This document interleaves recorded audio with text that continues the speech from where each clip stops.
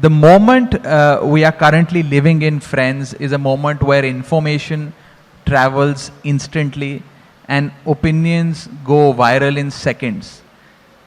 Our youngsters are more informed but are getting or becoming less influential. That's probably because politics is where decisions are getting made, and our young people, the youth of India, is far away from politics. They don't feel comfortable coming at the forefront of politics, entering politics. And the participation in politics is slower, is heavier, and considered to be much more distant. It's not because young people do not care. It's probably because the system has been built in a way that it resists the entry of young people. It's the system that is not built to listen to young people.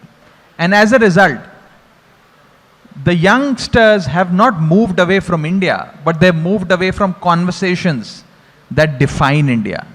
They've stopped showing up at these conversations. They haven't quit the country, but they've quit the conversations that define the country. And it's probably because politics has become a dirty word. It's perceived to be a profession of the unemployed or the unemployable. It has a bad connotation, and I say this to myself very often and to all the young people that I interact with, that when we were growing up, our elders used to say to us that when you grow up, you must become an engineer or a doctor or a chartered accountant, to myself, or to somebody else to become a sports person or an actor or a scientist or an astronaut. But nobody would have told you that my son, my daughter, when you grow up, become a politician, right? That's probably because society today perceives politics as this dirty profession. And it's not the society what is to be blamed for this, it is the political class that is to be blamed for this. Because there is a huge gap, there is a gulf of difference between what the political class promises and what the political class delivers. And today, in politics, noise is more prevalent than service, and performance is more prevalent than problem solving. And as a result, young India is opting out. And when you opt out, you cannot pause decisions. By opting out, you are only not participating in those decisions, and that is what I wish to underline today through this address.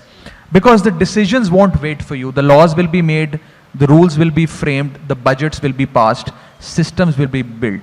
The question is that when all this is happening, are you in the room for your opinion to matter?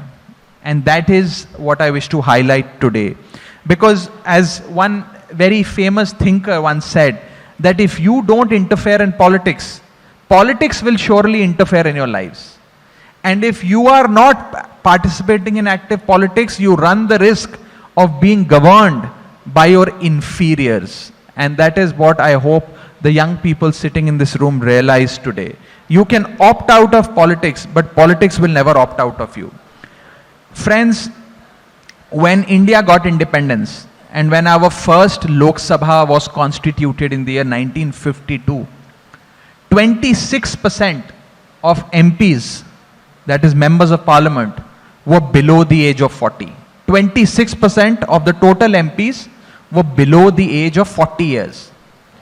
In the last Lok Sabha that just got concluded, the 17th Lok Sabha, India had only 12% of MPs below the age of 40. That from 26% when India got independence, when India was still an older country, to now when India is a younger country, we have only 12% under the age of 40. And in this current ongoing Lok Sabha, which is the 18th Lok Sabha, we have only 11% of MPs below the age of 40.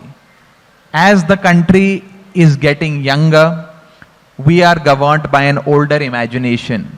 The country is getting younger.